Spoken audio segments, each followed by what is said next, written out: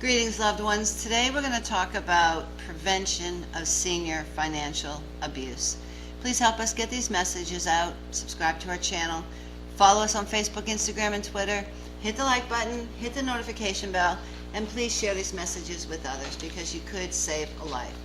So, the theme for today, preventing elder financial abuse and exploitation. So what is elder financial exploitation? We're going to define this again. Elder financial exploitation is the illegal or improper use of an elderly adult's funds, properties, or resources by another individual. This exploitation can take many forms, including scams, abuse by trusted individuals such as family members or friends, and predatory products and services marketed specifically to the elderly. New York's Department of Family Services, DFS, has issued guidance to financial institutions on steps that they can take to prevent elder financial exploitation. DFS has also conducted a survey of several state-chartered financial institutions asking about their practices regarding the prevention of elder financial exploitation. You can take proactive steps to prevent elder financial exploitation. The tips and resources that they have provide information on identifying forms of elder financial exploitation and reporting suspected abuse to the proper authorities. So who is at risk for elder financial exploitation? Elder financial exploitation schemes seek to take advantage of vulnerabilities common among the elderly, and here are some risk factors that you can consider.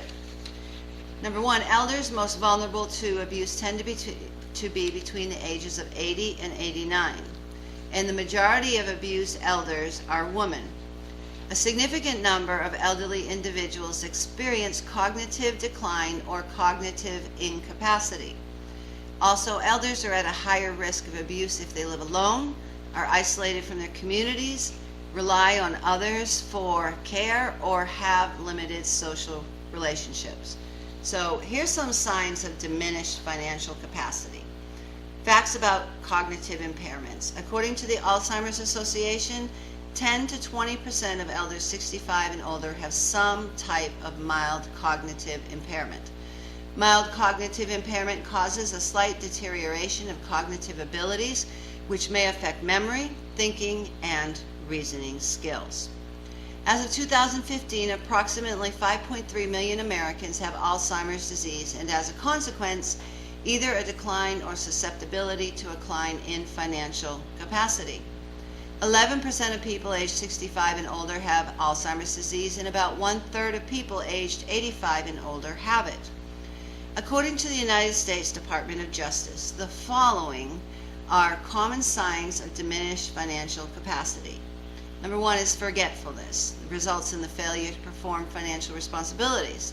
Then there are declines in management skills, the less ability to use a checkbook and other financial tools to carry out everyday transactions. Then there's arithmetic mistakes. It's a deterioration of everyday math skills, such as when using change to pay for things or when calculating a tip in a restaurant. Then there's confusion. Confusion and loss of understanding regarding elementary financial terms that you used. So here's some general prevention tips. Number one, talk about your finances. Those who talk about their finances through third-party resources such as friends, family, and financial professionals felt better equipped to prevent elder financial abuse than those who don't. Another thing you can do is when possible use checks and credit cards instead of cash. You can also exercise caution when providing your financial or other personal information over the phone or on the internet, and resist pressure to give someone financial information or access to your financial accounts. Right now I'm going to insert something here. Don't ever give your personal information, social security number, or credit card numbers to anybody who calls you or emails you or shows up at your door. One of the things I want to tell you about this is that, like, if somebody calls and says that they're from your insurance company and you need to make a payment and they can take it over the phone or your insurance is going to be canceled, better to hang up with them and call your insurance company directly and find out what's going on. The same with utilities and other things. Don't ever give money or your personal information to anybody who calls you on the phone or shows up at your door or even emails you.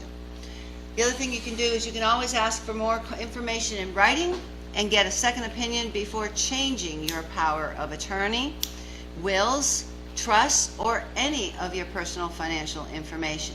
If you see these signs, it is important for you to investigate and assure that no one is taking advantage of your loved one.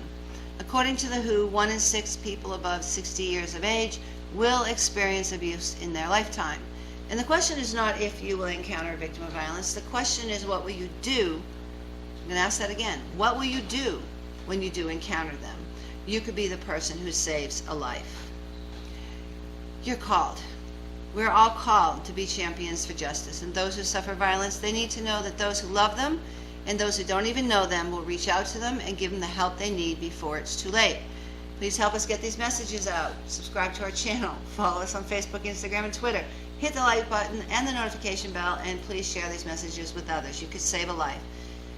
Oh man, if you're a victim, listen to me. I really want you to know that you are valued, that you are loved, you're intelligent. No matter what anybody else says, you are worthy.